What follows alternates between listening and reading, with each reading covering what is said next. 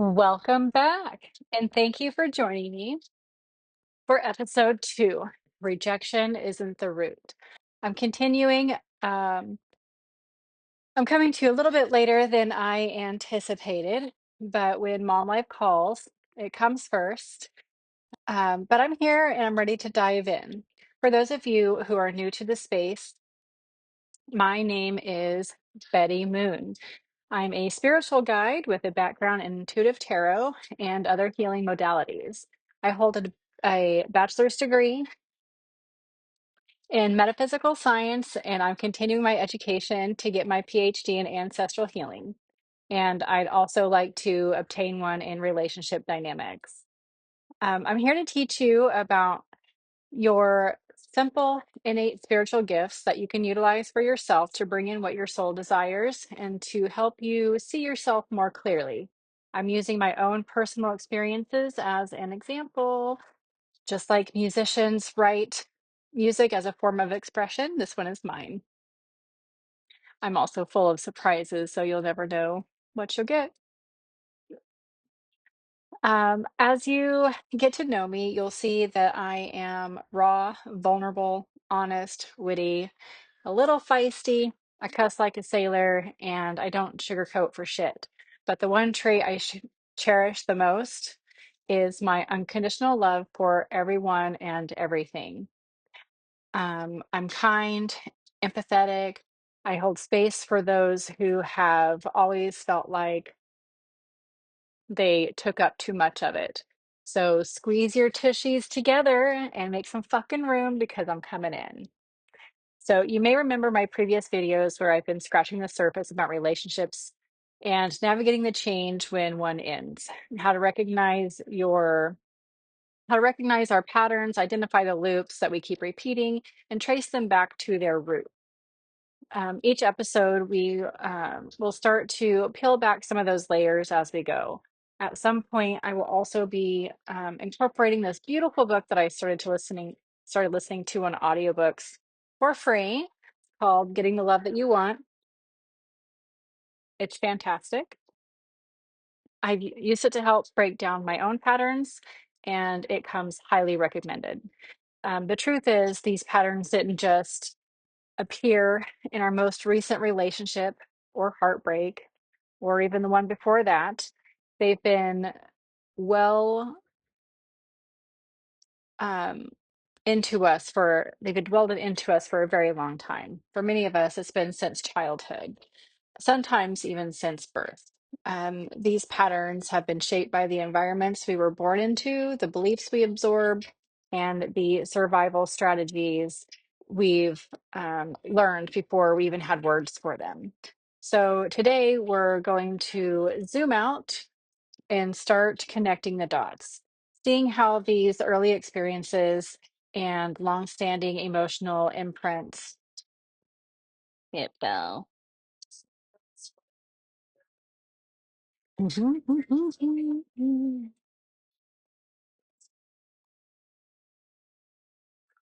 I think I got it. Sorry. Um, Seeing how the early experiences and long-standing emotional imprints might be steering our choices, our reactions, and even our relationships without even recognizing it. In my last episode, I talked about the moment you realize that you weren't being chosen and how that moment cracked something open inside of you. But what if I told you that it wasn't really about them not choosing you at all? Because that pain that you're feeling right now did not start here. This heartbreak is not the root, it's actually the trigger. It's the match that lit a wound you've been carrying for years and sometimes lifetimes. You think about it, before you even knew what dating was, before you knew what the word love was, you were learning about connection, trust, and worthiness. You learned it from the way your caregivers looked at you or didn't look at you, from how safe you felt when you needed comfort, from whether or not your feelings were seen, heard, validated, or just brushed aside. Sorry, fixing my camera. The aching suffocating feeling of not being wanted didn't begin with this person or even the previous, or even one before that. It began with a version of you that you learned: I am too much to love. I have to prove my love, um, or prove my worth, and love is earned, not received. I've had my experiences with this in childhood myself, where my caretakers spent more time yelling and hitting me rather than soothing and comforting me, causing me to not be able to self-soothe or to regulate my own nervous system. Instead, it taught me how to stay on high alert all the time. Anxiety, people pleasing, no boundaries, giving without receiving, trying to fix everything so I could help, but putting my needs last. I wanted to control the whole situation because it was safe for me. I couldn't handle conflict, so I'd cower in order to keep the peace. Um, these experiences planted seeds, and some grew into beautiful, secure roots. Others, especially when love or safety felt uncertain, became tangled, twisted roots that carried out fear, doubt, and the constant whisper of, am I enough? And just to be clear on my end, I was not in a committed relationship with the man that I spoke about in my prior videos. We were just at the beginning stages of building a foundation and learning about each other, but also had conversations of possible big life changes together. I still call it a breakup because, we're no longer speaking.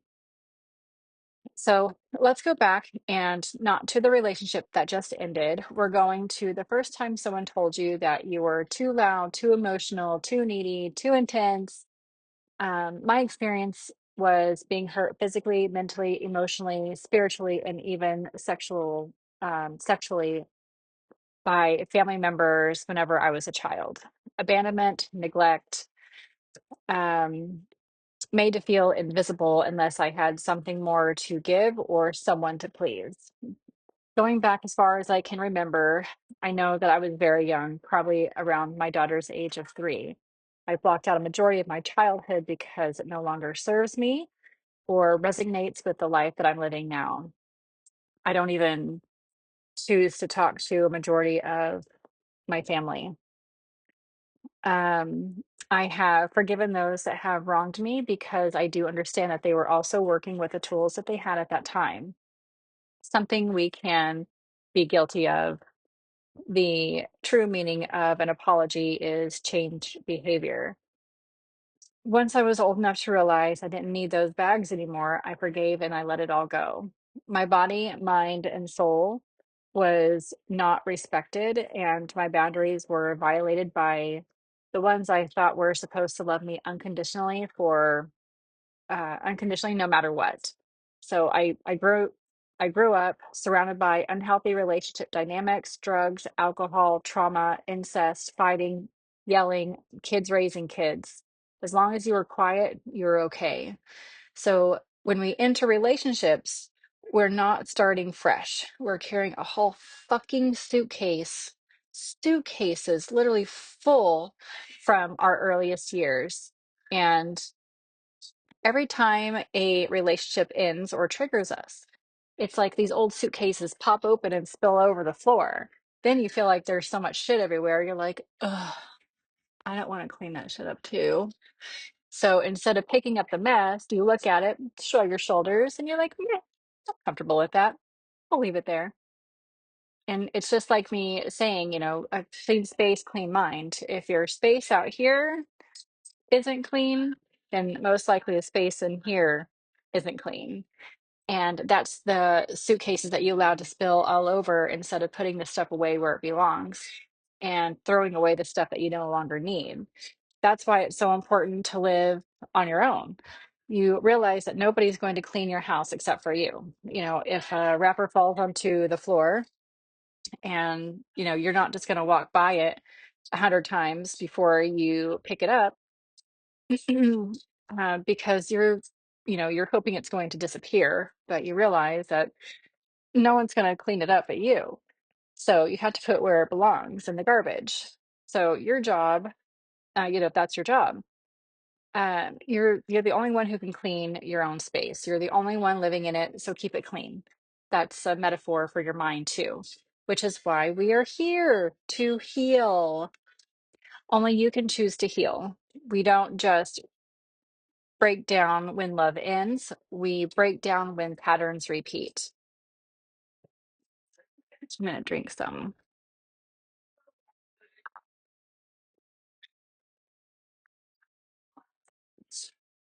When the energy of abandonment surfaces, you have to learn what it's like to be alone again. But this time, I can't keep my camera, so it's just going to be wild, just like I am. When the energy of abandonment surfaces, you have to learn what it's like to be alone again, but this time with a better understanding of yourself. I know a few people have told me, after they separated from their long-term partners, how hard it was to live alone again at first, me included.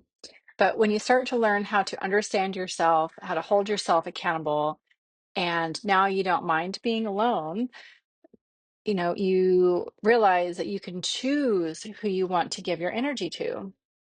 When the rejection wound whispers again, see, I told you, you're unlovable. You don't need outside validation. You can use discernment and you can tell yourself that you're worth it. For me, it was an 18-month off and on situationship where I started to discover my own patterns. This relationship also started at the very beginning of my own spiritual journey, where I started to learn about pattern recognition and relationship mirroring. I knew I was in for far more than I expected when I realized we shared many similar childhood traumas and relational issues. Not only that, but this dude had the same name of the father figure who abandoned me. I called myself out many times comparing the patterns that were triggered due to this experience. We couldn't drop the wounds no matter how hard we tried. From love bombing to lust to abandonment, it triggered me into chasing. I felt like if I didn't run after it, it'd never come. My reciprocated love to him that he bombed at me at first and communication on how his actions were hurting me made him a runner, leaving both of us wanting the exact thing we were trying to secretly escape from: love and the understanding of how our past traumas were mirroring each other's wounds. Both of our mothers passed away the same year. We experienced abusive caretakers who showed us our emotions were too much, physical, emotional abuse, both of us having divorced parents, and later in life having partners who couldn't show us any love the way that we needed to make up for the love that we didn't have as a child. Similar wounds, different triggers, different reactions. We attach different emotions to our own experiences, even though they were similar. You should look up relationship attachment styles and you can learn a lot about yourself. Um, if you can lay down your ego and hear someone out, they may not be trying to talk shit. Just maybe advise you that you need to look in the mirror and listen, hear them out on how you may be hurting their feelings. Because if you don't know about your own behaviors and if you have never been held accountable, then how do you know that changes need to be made in those behaviors? Something I'm always up for engaging in because I want to know.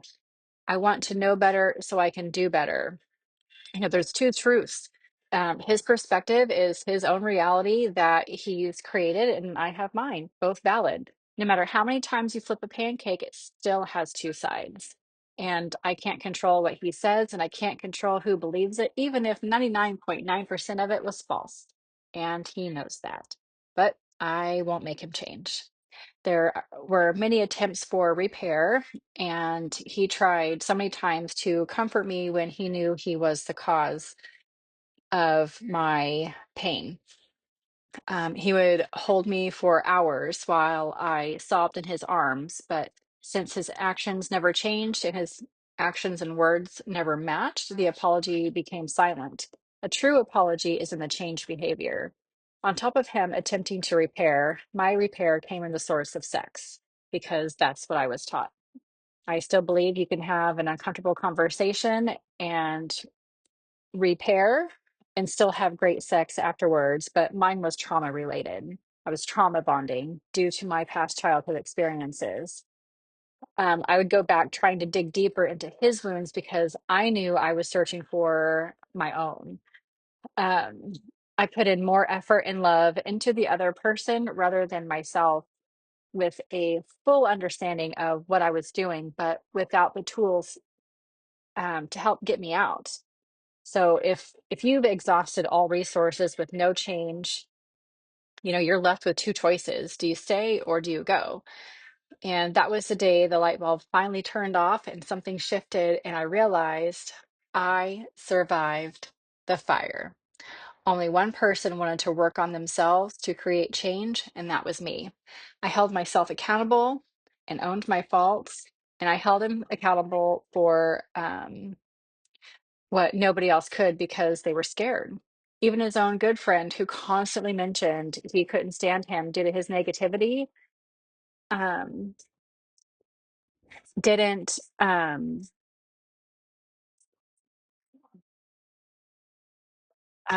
due to his own negativity, didn't want to tell him how awful he was, how awful his behavior was, because he's a good person. It's just his behavior patterns. Um, I'm owning mine too here. How awful his behavior patterns were because he didn't want to get kicked out of their band. Instead, he stayed in the cycle and slapped him on the wrist and said, "Bad boy," only for the patterns to still repeat. And I got executed for being the truth teller. I choose not to hurt people or lie because I want good karma. I don't need that trauma stored in my body. And no amount of money in the world can cure the poverty that's inside of you when you do that. There were too many loops I had to face during that process. What's wild is that these loops will keep replaying until we stop to say, like, wait, this isn't about them. Um, this is the story that I've been living in.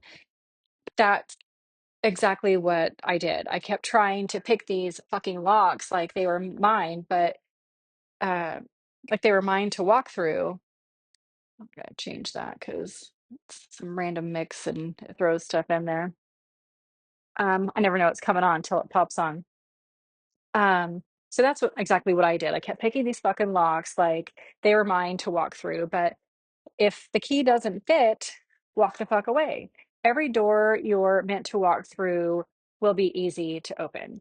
So here's a tricky thing about patterns. They're sneaky. They don't just shout out, "Hey, I'm a wound from 1999." No, they disguise themselves as just my type or chemistry or what feels comfortable. But comfortable isn't always safe. Sometimes it's just familiar, and familiar can keep you locked into loops. Changing, choosing partners who can't meet you emotionally. I did that. Overgiving to prove your worth. I did that too. Staying silent to avoid conflict. Also me. Or running the second someone gets close to you, close enough to see the real you. Also me. So the root is a moment you decide you weren't enough. The root is in the silence, the emotional neglect. The root is the ancestral pattern that says love must be earned through sacrifice. Why was I sacrificing my entire self for people who couldn't reciprocate what I gave, who would rather lie than speak the truth? I tried and I tried to get everyone in the same room so we could hold each other accountable and repair, but instead they were too afraid to face the truth out of fear, and they ran away from it because you guessed it, they were triggered by their own wounds. And instead of them learning how to process and face it, they shoved it underneath the rug. And now it's stored in their subconscious. And I come along and I sweep that fucking shit out from underneath the rug because I like a clean house, you know? Um, you say, there's somebody who said, "Oh, I've known him for 20 years." No, sweetie, you've known his mask. You've known his mask for 20 years, you know? Maybe look in the mirror at yourself. Do you feel like you're swimming or are you drowning? Drowning. So the moment you see the pattern is where your power comes back. It's where you stop blaming the last person and you start rewriting the script you've been carrying since the beginning, where all mirrors of our own fears. Sorry, we're all mirrors of our own fears. And yes, this work is very uncomfortable. How many of you felt really uncomfortable watching me cry over what I thought could have been a healthy partner? Like that was raw. And I broke down to my true self because I'm not afraid to hide it. And I'm tired of being shoved into a fucking box. Aren't we all? Don't we all just want to be loved for who we are? You know, we're all emotions. You know, we've been taught that all big emotions are not okay, but isn't that what music is? You know, our big emotions written out into lyrical form? Same thing. Music is the language of life. Every relationship has the potential for repair if both partners are willing to go through the uncomfortable to change. It's not just a bubble bath and affirmations, although, trust me, I love those too. This shit is hard work, hard fucking work, because you have to stay, it's constant learning. Um, so once you learn how to make it through the tough stuff, to make an effort to learn about what your partner needs are, it's smooth sailing from there because nothing can stop a power couple.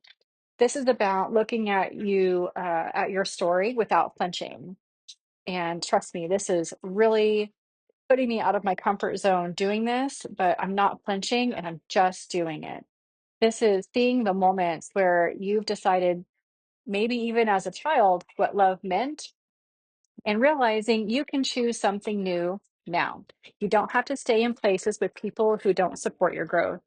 And it was in all of those moments where um, where I'm, and it was in all of those moments that I realized that, you know, I am going to keep layering out my cathedral of truth with my tall ceilings and echoing halls and the light filling through the stained glass that's been cracked but never shattered. Uh, I've I've learned the difference between collapse and repair, between someone who runs from a tremor and someone who rolls up their sleeves and steadies the beams with you. I've been left standing in an empty nave, the air full of what could have been. I'm a woman who's been fire and flood and still chooses to be the bridge. And that's not emotional unavailability. That's so rare. It frightens those who've never dared to hold anything real without dropping it. I'm not afraid of love's shadow, only of holding the hand that will let go when the hallway dims.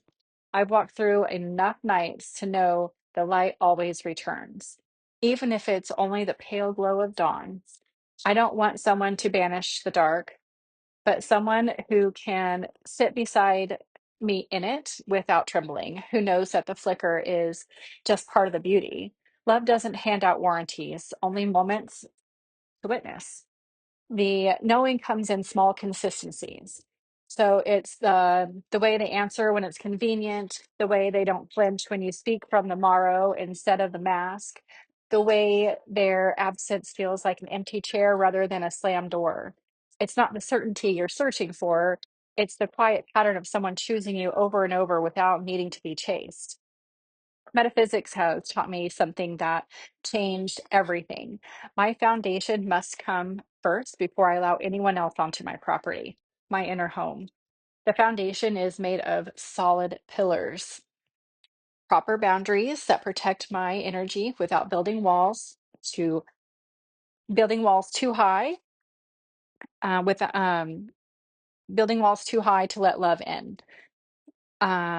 Definitely something I recognized in that other guy that we're trying to build a foundation with. Um,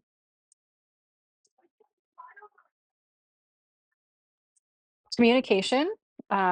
that is honest, clear, and rooted in truth, not just for others, but for myself.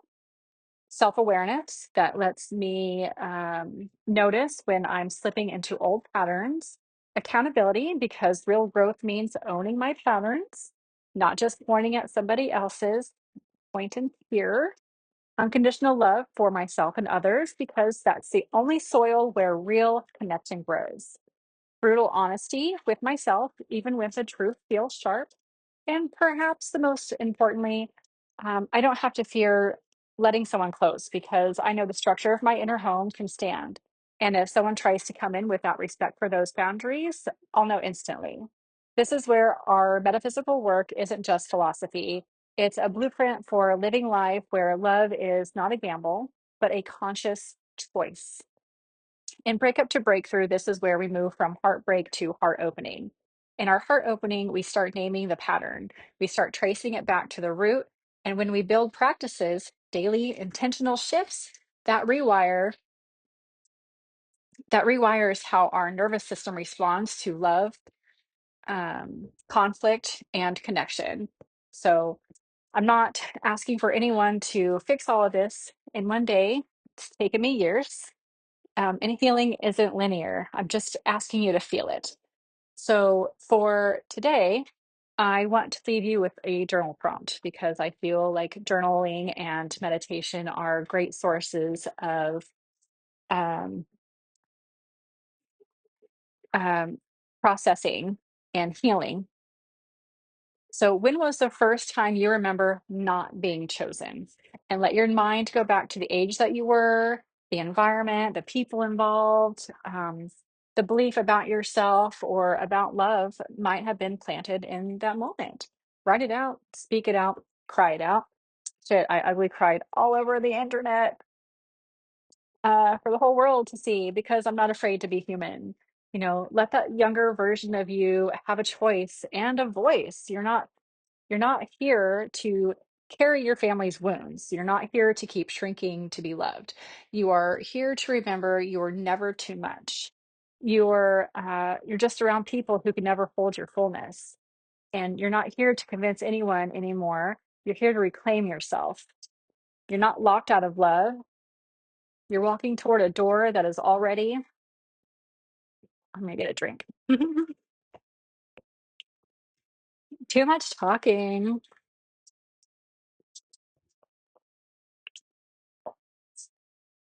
I, s- you're you're walking toward a door that is already open, waiting for you to arrive home. And that man or woman who closes off is a mirror of the places in you that shut down your own needs, softness, and voice. This isn't about blame, it's about awareness because you can't change a pattern you can't see. Join me in part three, energetic entanglement. I'm going to unravel those energy cords, the silent agreements keeping you stuck in somebody else's story. But for today, just breathe. You're already breaking the pattern. And until next time, keep the vibe high, tribe.